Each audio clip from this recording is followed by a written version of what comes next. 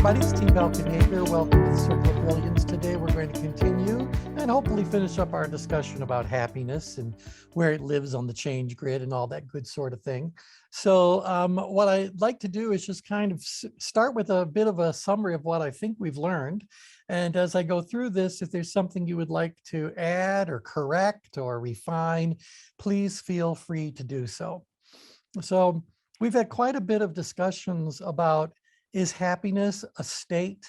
Is happiness a response to a particular event? And what we learned last time around watching that video from Tal Ben-Shahar was that if you focus on becoming happier, you're less likely to be happy, because happiness, in his way of positioning, was more of like a side effect of doing certain other things that would ultimately contribute to the environment in which happiness can arise.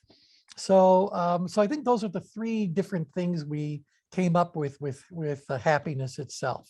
Anything there anyone want to correct or refine? I think it's spot on. Okay. We also talked a little bit about, there are a lot of synonyms, if you will, or variations on happiness. And we were talking about things like people being elated, being joyful, and a few others like that. And I think our general consensus was that in order for you to experience that level, you would probably need to be closer to the center of the change grid and in a more evolved kind of state. In order to really experience or to live in joy. So Kathy, I know that's something that's very near and dear to you. Anything there you want to add or refine?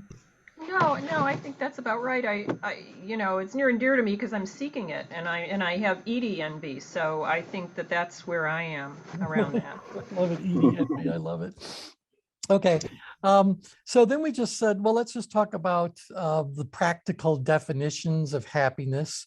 And one of the definitions that seemed to resonate with a lot of different writings on the subject and models about the subject is that happiness tends to come from accomplishing things. So whatever you set out to do, if you successfully do it, you're going to end up feeling happy around that. It was also proposed that happiness is what you feel if you can successfully avoid pain. So a problem, if you can avoid it, overcome it, whatever, you'll end up being having happiness as well. That then triggered the question, is that genuine happiness, or is that just a totally different response that we just happen to label as happiness? And we worked our way around the change grid and said that both in all areas, upgrid, downgrid, in-grid, and out-grid, a person may very well describe some experience they're having as being happiness. But when you ask them to tell the story behind that happiness, you get told very different stories. And those stories do not necessarily match this belief that happiness involves accomplishing something or whatever. So thoughts about that before we kind of revisit each of those four labels? Yeah, I like that idea. I was thinking about Ryan, you're like in an echo chamber. You doing something different today? No. Is it sound okay now? No, you're still echoing, but we can understand you. So we're just getting to listen to two Brians. So you go right ahead. Might be my speaker might be too loud or something. Yeah, that's probably it. It's picking up the circle. Something that I picked up in Andrew Huberman's lab was very interesting, you know, when he processes or studies fear. And I remember one of the researchers said, there is no such thing as fear later. I'm wondering, is it the same thing for happiness? So like when, you know, that description, I keep going back to something that Kathy said with the joy, like being in the center, and then as we move away from that, perhaps we're labeling these things, happiness and those kinds of things, as a later effect that we're trying to, you know, I guess, cultivate from that center and bring it, you know, pull it outward. Right. Yeah, Brian, do try to turn your speaker down and let's see if that takes care of the metallic. But that's an interesting point. And so Kathy, we might ask you to kind of revisit that as well. But I know one of the things that always struck me, building on what you were talking about fear, is that anytime someone successfully survives a situation that made them fearful, there's almost uh, like a reflexive kind of a giggle response to it. And, the example I gave and have given many, many times before was this idea about a good roller coaster. A good roller coaster should make you feel out of control, even though intellectually you should know that that's just not the case. You know, it's engineered for your safety. Nevertheless, a good roller coaster has got to make you feel out of control. It needs to get your adrenaline level up. It needs to awaken some sense of fear or some survival kind of instinct to be triggered. And when you get off of the ride and you obviously successfully survive the experience, people are jumping up and down and happy and smiling and laughing and whooping and hollering. And in that moment, they might describe that response as being happiness, that the experience made them happy, or the roller coaster made them happy, where it was really surviving the roller coaster that is where your part of your reward was happiness. I know I'm babbling, but blame that on the vaccine. So anyone have anything they'd like to add to that? You know, T, I think it's a little bit different, but I walked over the hot coals with Tony yeah. Robbins about Sure. 40 years ago. Yep. Yep. And they were 2,100 degrees. I mean, they were the gray red things. Yep. I have never felt so, I would say the word was empowered more than happy. I All felt right. like I felt unstoppable. If you can walk over hot coals, not get burnt because of your power of mind, you can do anything. Yeah. So it's a little bit different of an accomplishment than the roller coaster, because this was totally, you know, a choice. It wasn't, I wasn't strapped in. I was, Right. yeah. Well, of course. Right. Yeah. Yeah. No, you know, if had you stopped that brisk walk, might have been a very different outcome. So you were intentional, deliberate. I almost wonder if walking across the coals, it was more of an outgrid kind of an experience. Obviously, it has upgrid elements to it. But I think it's kind of like a blend. If we could go somewhere between upgrid and outgrid, because yeah, you accomplished something. And that's why probably when you got to the other side of things, were you smiling? I would imagine so. Were you getting high-fived all over the place? Yeah. Were people praising you and applauding and celebrating your accomplishment? Absolutely. And so, so I think that feels like a kind of a bit of a blend bit of a blend. Yeah. Okay. Now, going around, the people that are very far down grid may very well say they're happy, but I wonder if that happiness, because you've asked them to describe it, they might be going like, well, everything's going okay. And, you know, I got food on the table and clothes on my back, and I got a house to sleep in and no real worries going on. And they may describe themselves as being happy, but I wonder if that's really just contentment with the status quo, or whatever word you want to use to describe it, as opposed to happiness being an energizing sort of a state. So again, I'm just saying, I believe people can use the label happiness, and I don't want to say they're misusing the label, because obviously something about it is resonating with them to the point that they're saying, I'm happy. But is that happiness that we're on the journey of achieving on our way to joy? So yeah, thoughts about that, Kathy? Anybody? I'm not sure. Say it again, T. I'm My thought sorry. that people that are further down grid, that have got not, you know, they've pretty much everything's covered. Their ability is very high. The challenge of what's going on in their life is very low. They may very well say, no, I'm happy. But I wonder if what they're labeling as happy is really just contentment or satisfaction or ambivalence in place. Well, and it's not happy the way I mean, I think that we're using the term more as, there's a little bit more exuberance in our term. That's what I'm thinking too. But perhaps, I mean, but again, it depends on I don't know. I can't speak to that. If somebody is happy by being content, then who am I to judge that? Right, exactly. More power to them, more power to them. Yeah, But if someone came to you and said, I would like to discover and live in a state of joy, that's that's different, different. and it doesn't Mhm. necessarily mean exuberance, but it does mean that sense of really, um, accept. I mean, you'd have to explore more what they're feeling to know if it's that sense of being able to live your life in a place where you can accept what's going on around you, look forward to the next step, look forward to where life is bringing you, not be daunted, Yeah. by the environment around you to that degree.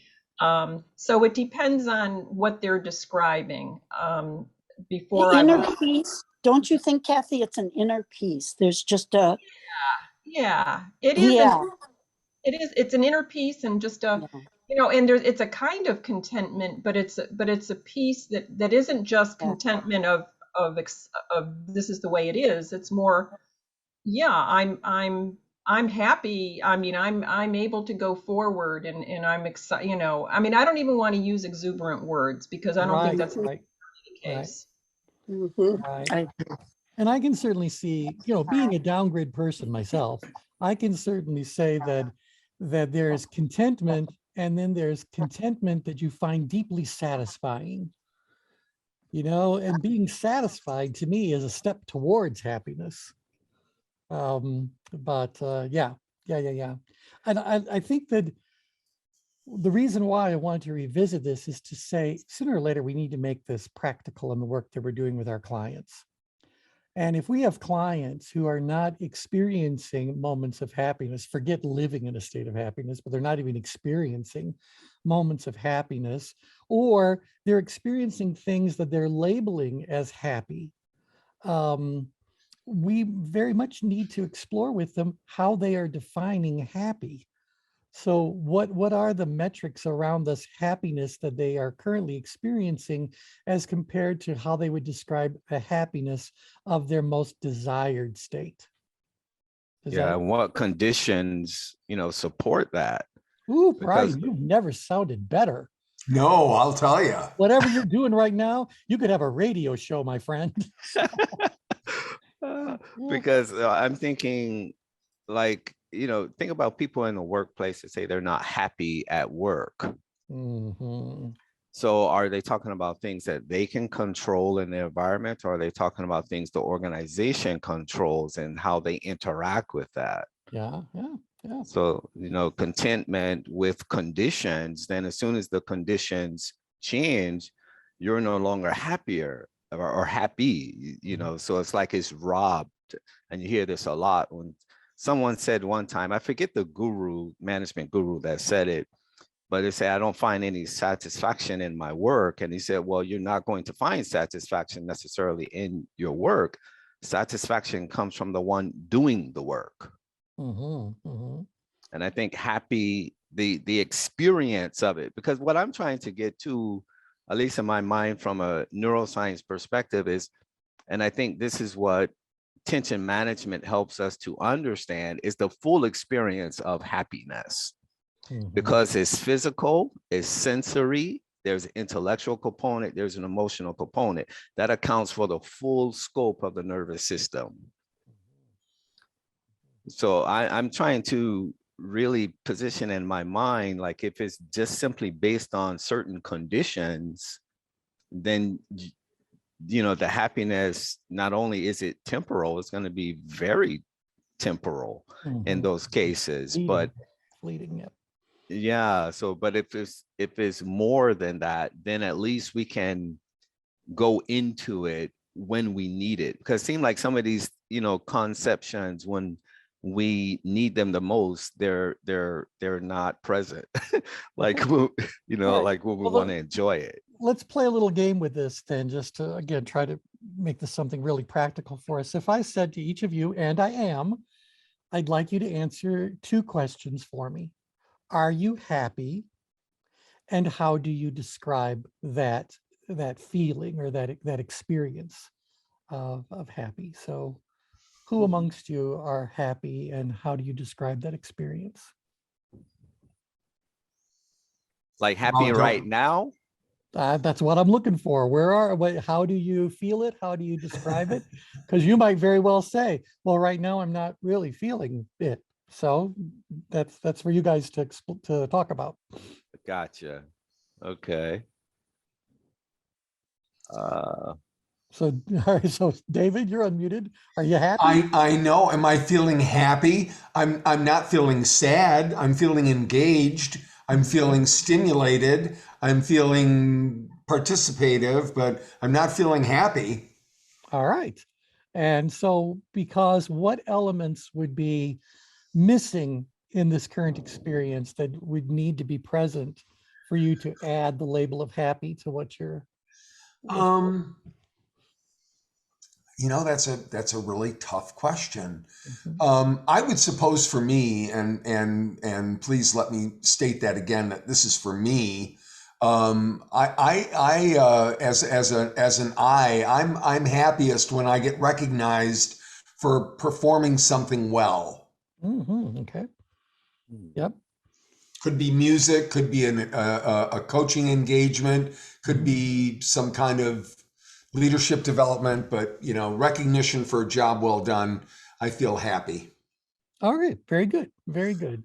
So that sounded like what we were talking about, that definition that happiness is somehow connected to a feeling of accomplishing something. That would seem to resonate for you. Yep. Yep. Okay. Who else? Who else? Brian, Edie? I think I'm happy when I learn a lot, and that's what I always look forward to, these calls, you know, and I can like take information back and, you know, I reflect on them in my journal, ask questions. Like I write questions before the call, just based on some things that we talked about prior. And Mhm. then for me, the participatory part that David was describing is I'm like looking for answers to this question, or see if the question is at least being positioned for an answer. So it's Mhm. like setting up my own kind of matrix of learning and interaction. And I read books the same way, like ask questions and write in the margins, that kind of thing. So I feel happy. It's like when I feel like I learned Mhm. something. Mhm. And when I don't, then I feel like I'm cheated, or like something's missing. And then it starts like a chase almost. So Brian, learning is an accomplishment for you. Yeah. Yeah, Mhm. exactly. That's exactly it. For me, it's a little bit more holistic. From when I feel happy, when I think, oh gosh, I feel happy, it's I feel at one with the world around me. That's and it happens when I'm in nature, and it could mean learning. I mean, I'm energized by learning, I'm motivated by learning, I'm motivated by my relationships. I mean, but when I'm at one, I feel like I love the people around me. I'm most often feel that when I'm out in the woods, or I'm at the sea, or somewhere where I can connect most easily with nature. But it's that sense of being at one with what's around me, as opposed to, I mean, as opposed to, there's exuberant happiness of being on a roller coaster, or taking a trip, or I'm seeing somebody I haven't seen in a long time, or falling in love, or, all of those things. But when I think about being happy, it's that oneness. Mm-hmm. You know, I relate to that, you know, Yeah. having been an outdoorsman a little bit. I think that's a very apt characterization. Mm-hmm. Mhm. I agree. Yeah. Yep. Edie, how about you? You're one of the happiest people I know. I'm kind of wondering. Well, no, I relate to what Kathy's saying, and I think that's why I said when, I didn't even have a flushing toilet, I wasn't unhappy, because I am in an environment that nurtures me and supports me so much that that was my focus and my awareness.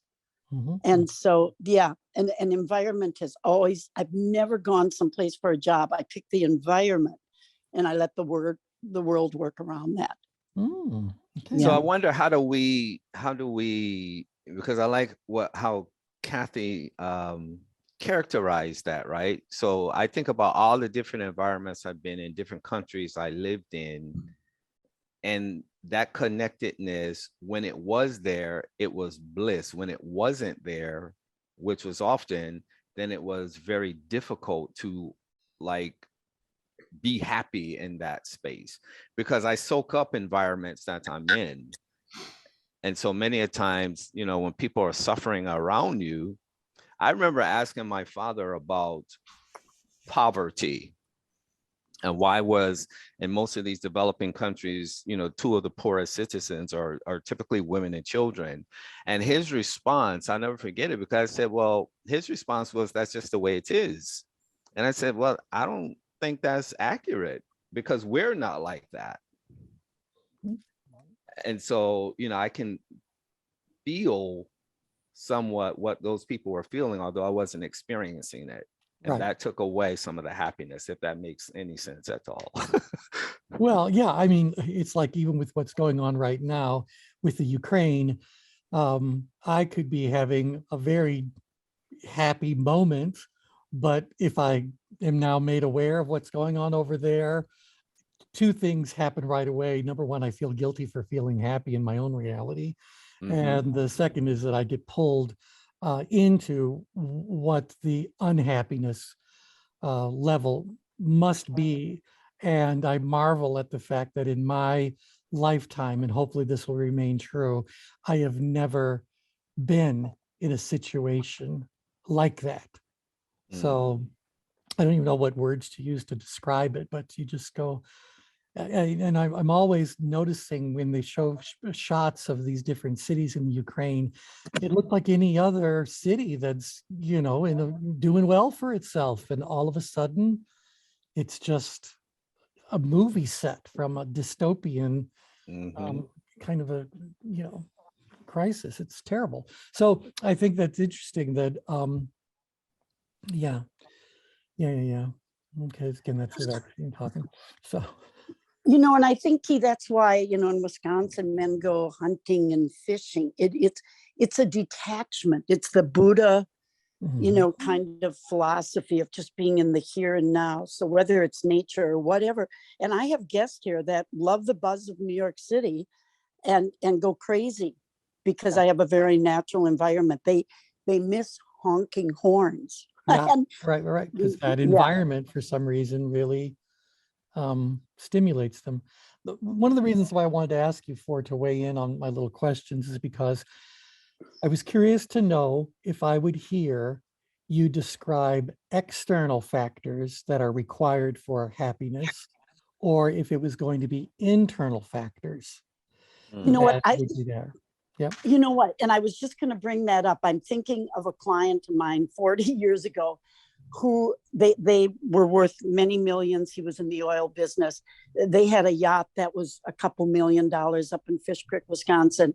And she was so depressed and miserable, really, Yes. because, you know, I think when people are seeking happiness, and there is, and here's the crucial term, a dependency. And so that's why people will acquire the Rolex watches and the Jaguars, thinking that's going to be the answer. And it isn't, because they're looking for the right answer in the wrong place. The answers lie within. And I think that's the problem with happiness. Enough is never enough, because it's not the right thing. So it's like a conditioning from that perspective. Exactly. Yeah. Very Yeah. interesting that you brought that up. A couple of days ago, Diane sent me a link. Oh, now can I find it? Oh, why is it that every time I go looking for something, it's not there anymore? But it was about a workshop specifically about who brought the subject of chronic not enoughness. Was that something Shags did? Shags. Yeah. Yeah. Shags. Oh, Yeah. she found some symposium that's actually going on that very subject. People looking for whatever in the wrong place. And because they can't find the right place, they keep doing more and more of the things that are the wrong place. So, you know, Edie, it's not one watch. It's going to be a whole collection of watches. It's not one Birkin bag. It's every purse that's out there. You know, people are on this quest to find the happiness, and if they're finding it by acquiring things, then, and that's not the way to happiness, then how much stuff are they going to acquire before they finally figure that out? Mm. You know? So, I mean, who needs a $2 billion yacht? I mean, I suppose somebody might, but I've always thought of a boat as being a hole in the water that you fill with money. So it just doesn't really stimulate. You could use that description for a pool as well. Oh yeah, yeah. Mhm. Well, you know, I mean, in many ways, you know, we're all homeowners. It's also a house. You kind of go, you know, does a house ever not need something done to it? Right. You know, it's always something. And that's why I remember when early on when Linda and I owned a couple of properties simultaneously, we were kind of going like, how does it make sense to buy another piece of property with it, with that one's just going to need more stuff? So yeah, didn't get it.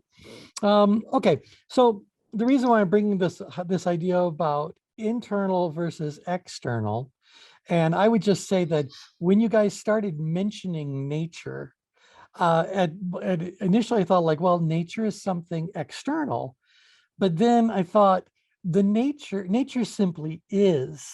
It's not doing something deliberate to contribute to your state of mind, state of spirit, and all that sort. It just is. Exactly. So whatever you are getting from that experience, it's like you're bringing to the experience, or you're bestowing upon the experience.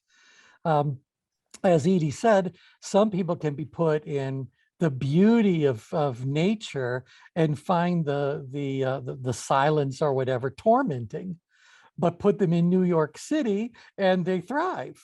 So the environment is what the environment is. Whatever meaning we give to that environment, or whatever we derive from that environment, it's got to be all inside of us. So I stopped thinking that that's an external factor and just went like, no, that's still an internal process that happens to thrive when we find ourselves in whatever that situation happens to be. Absolutely. I think we can learn a lot from nature, and and oftentimes if you look at the conception of like mirror neurons, right? So it's like this simulation of, that's how you pick up on other people's feelings. You don't have to suffer like they're suffering, but you can empathize with what they're going through. So I think the natural aspects of nature itself helps us to understand a lot about the human body and the systems that doesn't strive to do certain things, is looking to really create the best optimal flow of things. And so like when Tao was talking about chasing happiness, or those who pursue it from that perspective, that's why they don't end up the kind of happiness that they perceived. Because we can't, again, the consciousness, we can only account for so much at any one point in time. And so although we have a desire, we can fantasize about it, we can't account for the experience until we actually experience it. And that's how we start to condition ourselves, I think, in terms of what happiness is, what it means, what it reflects. But nothing in nature struggles, right? There's no forever storm even. Yeah. So when I see all these things like, and people are talking about the war, well, we're always at war. Humanity's been warring against themselves for I don't know how long. That's what all these social ills are. Even the pandemic was manufactured. So we're always trying to create something, and it turns out to have these negative effects, and just haven't learned that you don't need to do all these things to be happy. And it is about flow. It's energy flow, and then if you look at the neuroscience of it, it's the flow of these chemicals in our body. Exactly. And how are they flowing, and where are they impeded? And so the more you have a flow, an unimpeded flow between who you are and what we're in your environment, that to me is that sense of oneness, and for me means more of a happiness, an ongoing happiness or joy. Yeah. That's good. Yeah. So let me remind you guys that, I talk about Makaguchi all the time. In his book, The Philosophy of Value, he says that happiness is what your reward is when you live in a state of tradable value. So basically, he would say that when you are deriving something that you value, and simultaneously you believe that you are bestowing value, that happiness will arise. And he'll talk about how that ends up applying in family life and in business life and societal kinds of situations. But it ultimately is this belief that you are a contributor as much as you are someone who receives from whatever it is. So building on what Kathy was saying about nature and Edie was saying about nature, I know that if I'm out in nature, I don't have to be doing anything. It's not like I don't need to go on a hike. In fact, if you want me to go on a hike, I'll probably tell you I'm busy. But I would be more than happy to just go and sit someplace. So bring me a blanket, bring me a bench, and I'm good to go. I'm good to go. And I get there's probably some physiological things going in because we're probably breathing cleaner air. We are probably benefiting from the kind of Zen elements that being out in nature provides: the chirping of birds, the rustling of leaves, the feeling of wind, or air moving across us, those sorts of things. I think all that are contributing somehow to the physiological aspects of that experience. But beyond that, where do our thoughts go? Where does our spirit go? What do you just, like Kathy, when you're there, do you go there to meditate, or do you go there to explore thoughts and feelings you have about things? Well, I mean, I do both. I mean, I do both. I mean, I also hike. I mean, but I also love to just sit and be. And what that allows me to do, it just gives me the space to kind of free float my thinking, so that, I mean, I've learned that when I try to fix something or when I try to arrive at something, I get blocked. And so when, it's like discovering a solution when you're in your sleep or in the shower or whatever that is. Yeah, so it's just allowing it. So there's that. So, I mean, I often go to meditate in nature, but not always. I mean, sometimes it's just being there and just allowing myself to observe, to feel, to feel through the senses what's happening, to appreciate, to look around, and then allow the thoughts that are going to come through happen, and then observe and see if there's anything from that that's actually going to help with whatever it is that I'm dealing with in my life. Okay. It's not always so deep. I mean, I don't mean to make it sound so deep. Sometimes it's just, just being there. Yeah, right. And likewise, I understand I have to hike to get to the bench, but once these people that go on these long hikes, I just go like, I just feel like that's an ankle injury waiting to happen. So, but what else? Yeah, go right ahead. Yeah, go ahead. I was just going to say, it's interesting.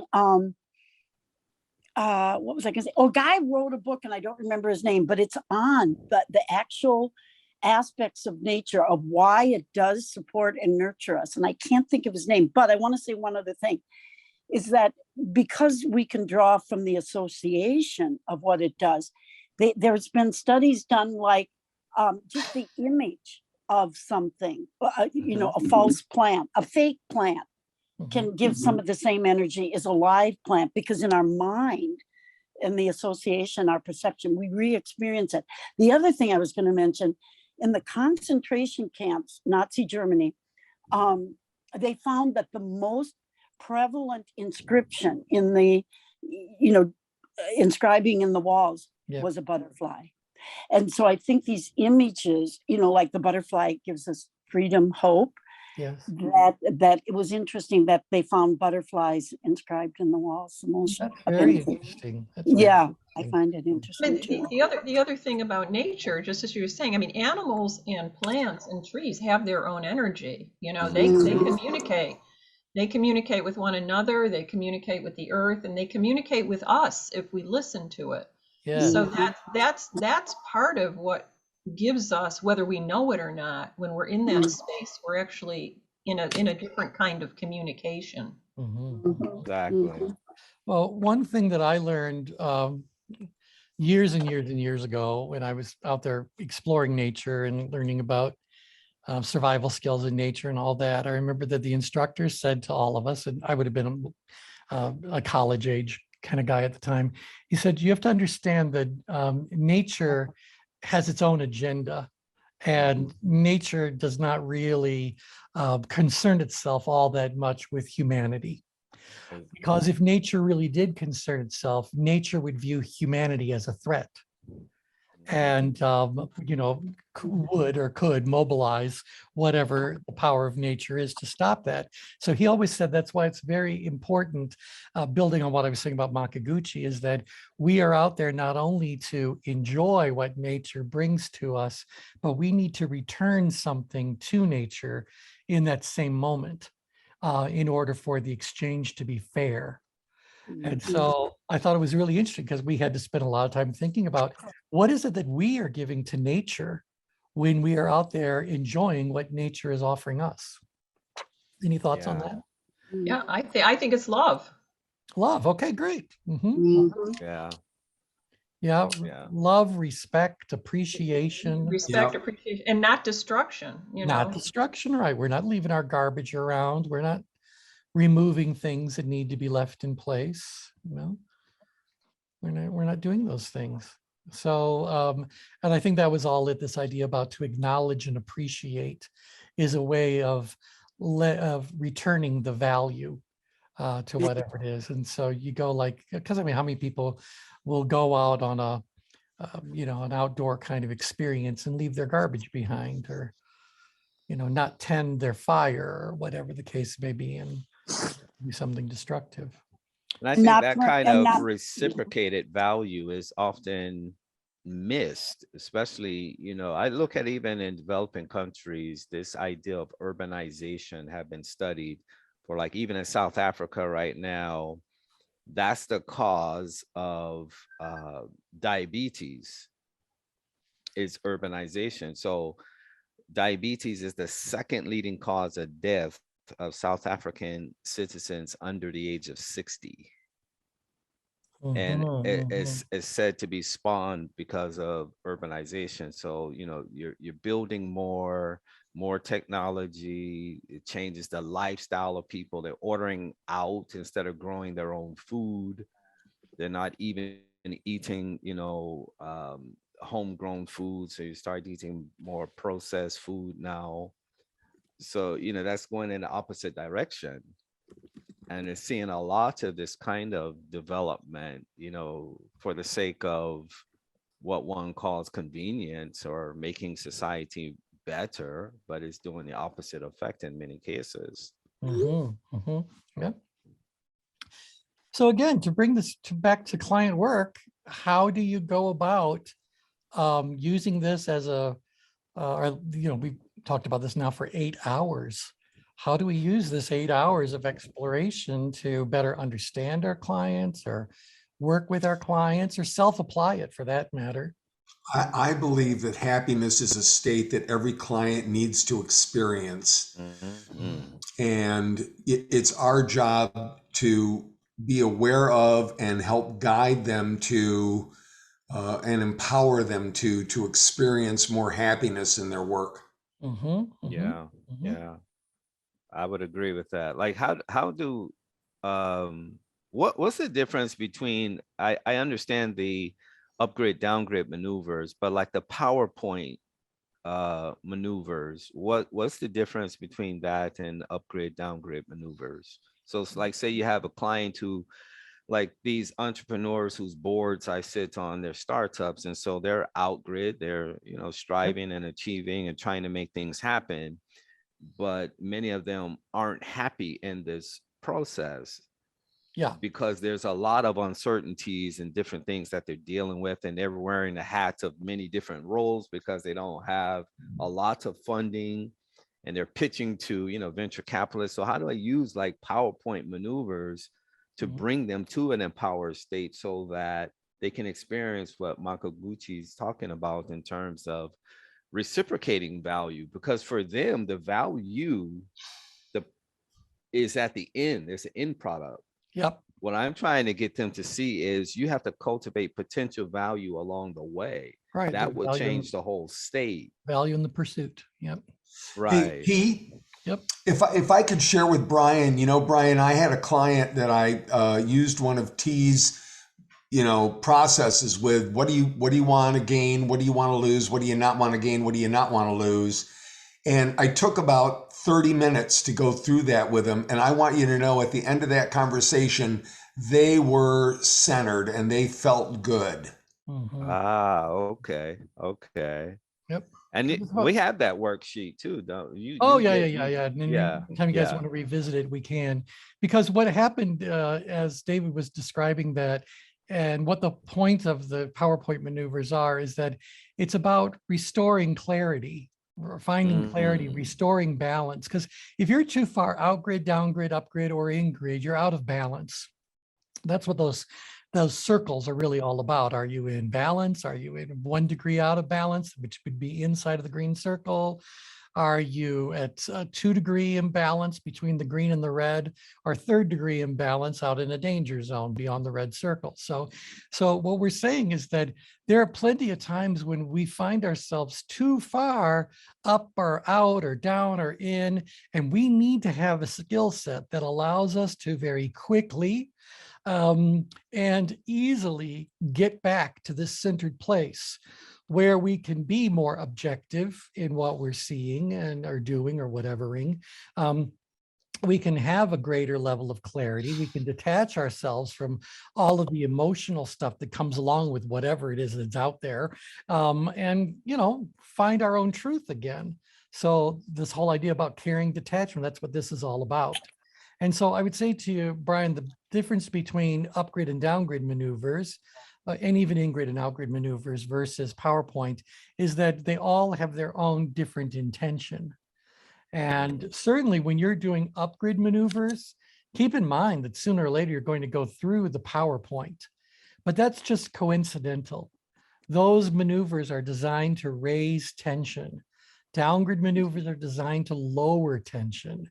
Outgrid maneuvers are designed to increase risk, and in-grid maneuvers are designed to decrease risk or drive. Sometimes we'll say outgrid maneuvers increase drive, downgrid maneuvers, or rather in-grid maneuvers reduce drive. Mhm. So that's what those PowerPoint maneuvers are unique to the individual, and their intention is to allow you for a moment to take a pause, to just separate yourself from whatever's going on, even for a minute or two, so that you can come at it again with a restored level of energy, awareness, clarity, whatever it all happens to be. So that's what we're talking about. Yeah, go right ahead. Anyone want to throw anything in there? T, I think as much as we're talking about happiness and maybe even joy, even though we know that's an internal separate state of being, Mhm. what I do a lot, and I sent you what that gal wrote to the Better Business Bureau. Yeah. I saw her once and she feels her whole life has changed. I take away the block and the barrier and the spontaneity and the happiness. It's like taking the finger out of the dike. It's there. It's just covered in smog. Yeah. And so as a therapist coach and the hypnosis, I take it out and I don't have to do anything else. Honest to God, it's No, there. and that's what we said when we're We talking just- about the path. Again, when people ask me what I do We for a have to- living, I help people identify and eliminate the obstacles that stand between where they are and where they want to go. So Exactly. that's what we do. Exactly. If we can identify and eliminate those restrictions, those barriers, whether they are barriers of the mind or practical barriers in the reality, they're enabled comes now to together. go do what they were going to do anyway. Exactly. That's what we're all about. Exactly. So, Yep. let's just kind of talk for a quick moment about your individual PowerPoint maneuvers. I'm curious to know if you, as you describe your individual PowerPoint maneuvers, if you can at the same time ask yourself, does that does that actually end up resulting in me being a little happier? Does that trigger some happiness? So what is it that you do? So you're having a situation, you're having a day, and everything is feeling out of balance and out of sorts. What are the kinds of things that you know you could do that would immediately allow you to separate yourself and restore that sense of balance, harmony, peace? So what can you guys do whenever you want that would bring you to that point? I have a tendency to close my eyes to gain greater focus and just start and breathe. All right. So some physical things, close your eyes, which is definitely a way of separating oneself in terms of sensory input and from whatever's going on, and then breathing. So we know the power that breathing has on managing tension, and that brings you to a centered place. Yeah. For me, it's Pachelbel's Canon in D. It's magic to me. Okay, so you need a little dose of Pachelbel. All right. Pachelbel. It's the what you said? Pachelbel's Canon in D. It's been #1 on the Baroque Hit Parade for 21 years. Yeah. What is that? It's It's classical Baroque. music. Oh, okay. Listen to it. You've heard it at every wedding and funeral. Exactly. I now know what you're talking about. Yeah, Yeah. for me, it's the same thing. I tend to I listen to music a lot in a lot of different genres, but the physical aspect, that sensory seems to trigger in me a calm. Like I'll get on my bike and I can ride for 26 miles, like literally, and come back and feel fresh. Okay. And so again, if you think about what you're doing when you're riding a bike, is you are physically separating yourself from whatever's going on in the world around you. I know you got to pay attention to traffic and all that, but nevertheless, whatever the issue was before you decided to go for a bike ride, you're escaping from it long enough to be able to process it. And no doubt when you're on the bike, even if you're listening to music, your mind is still probably processing whatever's going on. Yeah, I got that from Einstein. I read his biography. I like to read a lot of biographies, and he said even when he was working on all these various theorems that he would go take, he called it a thought walk. And the idea wasn't to necessarily think, but it was to disconnect and detach from the heaviness of what he was working on, and he can let his mind go free when he takes this walk, and then come back and he feels fresh. Yep. You know what, Brian? Margaret Mead has done research on that it disinhibits the cerebral cortex. And so when people say, I'm going to take a walk and think it over, they do get more in touch with it because it disengages so that you can kind of connect with a deeper level of intuition and so forth.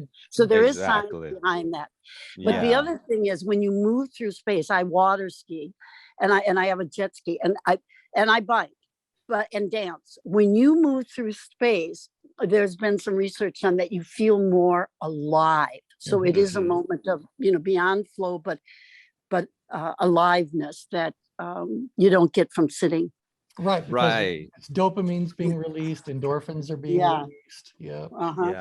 And see, that's what I mean when I say like happiness and tension management accounts for the whole of the nervous system. Because like if you're moving through space, you're initiating the peripheral nervous system that feeds into the central nervous system, which connects the brain and the spinal cord. And see, that's that bottom up, top down communication because they inform one another. Right. Some of the things you guys have been talking about also fall in the category of a self-soothing sort of activity. So you're doing it because it makes you in the moment relax in all ways that relax takes meaning. So you can just chill for a while. So self-soothing. I had a joke for you about Einstein. I was just going to say that there's a lot of people who self-soothe by brushing their hair. He obviously never availed himself of that possibility. But I mean, those kinds of behaviors as well could be a PowerPoint maneuver. Just someone are like petting a cat can be a PowerPoint maneuver, combing your hair, smelling a rose taking a bubble bath. Everybody has their own unique set of PowerPoint maneuvers. And it's important that you know what your PowerPoint maneuvers are so that you can go and do them whenever is necessary. And it's important for those people who know you and care about you to know what your PowerPoint maneuvers are so that when they observe you getting out of balance, they can say, you need to go for a bike ride, or you need to go water skiing, Edie. Because they need to kind of remind you, sometimes to go faster, you have to slow down. So you can't change the whole world if the cost of doing so is your own well-being. So take care of yourself first. This is good. This is good. And in sports psychology, like all that research I've been looking at through sports medicine, they will call it a recovery strategy. Oh, good. For those who are, you know, stressed out and they have their own little recovery strategy to calm down from that. And see, this is the kind of stuff that people need to understand in these organizations. Sure. They need a PowerPoint maneuver when their day is gone awry, Right. so that they don't just keep trying to tug, because by that time now they're worn out. Yeah, right. It's true. And I would also very much, if you guys are going to explore this personally or use this with your clients, make sure you have them develop a range of PowerPoint maneuvers, because you will find yourself in an imbalanced situation, find yourself feeling very much out of sorts, but be in a situation where you are unable to go on a bike ride or go water skiing. So what can you do quietly sitting in a single spot where chaos is unfolding all around you, but you've got a PowerPoint maneuver you could do even in those circumstances? So that might be, as David was pointing out, maybe that's about closing your eyes and breathing. Maybe that's about humming Pachelbel's canon, you know? But you want to make sure you've got some PowerPoint maneuvers that are immediately accessible regardless of the environment you find yourself in. And then it's really great to have the ones like, oh, I like to go for a walk in nature. Well, I do too, but that's going to take you an hour. And let's hope it's not raining. So, you know, we always develop a range of PowerPoint maneuvers. Yeah. How did you teach that in your trainings? Was that a session or just part of a session? Well, sometimes it was the only thing that I was talking about, but usually I would give it to people at the end of day one or at the end of the morning session, if it was just a one-day program, and just say to them, tonight or during lunchtime, I'd like you to think about the kinds of things that you know you could go and do right now that would make you feel balanced and centered and at peace and in harmony. Come up with a bunch of those, and when we come back, I'm going to ask you to share those things with you know, one another, whether it's in a big group report or just pairing off with somebody and sharing what your individual ones are. So that's what we did. We had someone become aware of that, and then I would say to them, now, just like you now realize you have PowerPoint maneuvers and you realize that everyone else around you has got their own set of PowerPoint maneuvers. If you were their manager, how important would it be for you to know what their PowerPoint maneuvers are? Boy, I guess so. Yeah, and they'd say, absolutely. I said, and how important is it that when you get home, you find out the PowerPoint maneuvers of every one of your family members? Wow. So, and then they would come back, I said, because the reason why it's being brought to your attention that someone needs a PowerPoint maneuver is because they've moved you off of your PowerPoint. So they are distracting you or annoying you, pestering you, frustrating you. And you have a choice. You can either be frustrated and angry and annoyed or whatever, or you could say, you know what? You need to run yourself a bubble bath, or you need to go and put on some headphones and watch some cat videos on YouTube, you know, whatever it is. I don't care. But what you really are doing is helping them and helping yourself at the same time. That's good. Because think about that, after they're finished with their bubble bath or watching their cat videos or whatever it is, do you believe they're going to return to you and the issue at hand with a different energy? Yeah. And that's what you want. That's why I can't argue someone into a more positive energy. So, yeah. That's good. Okay, so that's where we're at for today. Let's pick up on Tuesday. I kind of feel like we've spent enough time talking about this subject. We can certainly return to it at any time in the future. But if you guys would like to explore PowerPoint maneuvers or more about self-management stuff, we can certainly bring I that think up. that would be very helpful. All right. Yeah, I think so too, especially Yeah. in today's time. Yeah. I mean, you can't effectively manage someone else's level of tension until you can manage your own. I just think I just keep seeing all these public health statistics on mental health, especially with the Mhm. younger generation, the millennials and things who are taking over the workforce. And it's saddening. It's like the I keep saying to myself, like, where is the critical thinking skills? Where is Oh my God. I call it Yeah, self-permission, you're right. You're right. because they're getting all their information from, like, Mhm. influencers and all this stuff. Yep. And I'm like, Yep. where's the self-permission in this? Like, Well, just, I think you're right. And one thing we've noticed that's very disturbing, but even in our personal circle of friends, acquaintances, etc., we know 3 people over the age of 60 who have committed suicide in the last month. wow. Wow. Where is that coming from? So I think you're right. The mental health is ultimately what's going to destroy our our world. I mean, if nothing else, how many of you are at least willing to admit that Putin has got some real psychological problems? Yeah. You know, there Yeah. is definitely a pathology in play. He must have. He's got to Yeah. be, you know, these. He does, but he has access to a nuclear button. That's what's so scary. 6,000 of them. Yeah, Really? until Really? someone finds the courage to take him out of the equation one way or another. Right. Exactly. So, you know, Very look, he might be willing to press a button, but I gotta believe that every intelligent person on this planet knows that once one button gets pressed, they all get pressed. right. Mhm. And Yeah. no one will ever win in a nuclear encounter. No more circle of brilliance. No, no more anything. Well, first of all, I think you guys know this, that if there is going to be any kind of a nuclear attack, you know that the first flash occurs in the air. Do you know why? Mm-mm. Okay, No. if we were trying to launch a nuclear attack, it would not be about the bombs hitting the ground.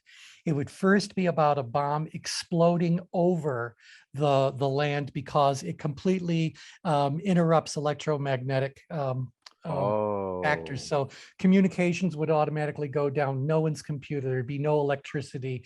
There'd be your car engine, your car wouldn't start. None of that would happen. That blast ends up causing an electromagnetic pulse that renders all things that rely on electricity totally unusable. Wow. So that's what I'm Wow. saying. Like, you don't even need a warhead to hit the ground to end up causing, you know, tremendous. And I don't know how long it takes for things to recover from the pulse, but I'm sure it's not measured in minutes. Yeah. Yeah. So But there you go. it's very, very important stuff here, because Yeah, and I got think, that from again, some movie I watched. I really. forget, years and years and years ago. There was a movie about what happens within 24 hours after a nuclear attack begins. And it was actually a movie. There were like real actors in it that were portraying certain people. I forget what it was. It was hardly a feel-good movie, so I'm sure it didn't win any big awards. But yeah, that's what they're talking about what people don't understand. It's not just about the impact destruction. It's about what happens if all you do is send out an electromagnetic pulse. So, Jeez. and they estimated it would only take 5 such electromagnetic pulses strategically positioned over the United States to render electricity totally neutralized, coast to coast. Really? Yep. Well, we'll hope They for are. some PowerPoint maneuvers to Mr. Putin. Well, and that's why I've always said it's good to own a bow and arrow. Okay, so all right, sooner or later, you know, that's the whole thing if you're going to survive. Because by the way, that movie and a lot of things say after it happens, what do the next few weeks contain? Then what about a few months out? What about a few years out? And you find that very quickly we're back to being prehistoric creatures, just trying to find something to eat. Yeah. And Yeah. so, you know, and find a fresh water supply. So it's an interesting thing. If you're feeling depressed and you want to feel more depressed, find that movie. So, I think it's good information actually, because It if is you really think good about information. It's very good how information. these kinds of decision making is being outsourced under the guise of convenience through technology and algorithms and the like. That's why I keep talking about this idea of self-permission. Those things are not bad. I'm not saying that, but they can't be the only thing, right? Yeah. And it's like, what do we learn along the process? And if people aren't willing to learn from what they're doing, then we just keep repeating the same stuff. And that's these extremisms that I'm seeing. It's fascinating to me. But T, the focus of everything you do is control, and the world is out of control. Mental illness It is is. That's what really I'm a saying. state of being. The pandemic put people, everything goes back to control. It reminds me of a frumpy woman, little, not old, teaching at a Catholic school. She's a Catholic school teacher, and she robbed a gas station. And I remember her saying at that moment, she felt some sense of control. So I just respect so much of the focus of everything you do being controlled, because that essentially is everything. It really is. It's what it's It all is. about ultimately. Yep, you're right. It You're right. is. Okay, well, on that very happy note, we'll end our call for today. Pick up next week. So thanks, everybody. Take care. Bye for now. Be well. Bye now.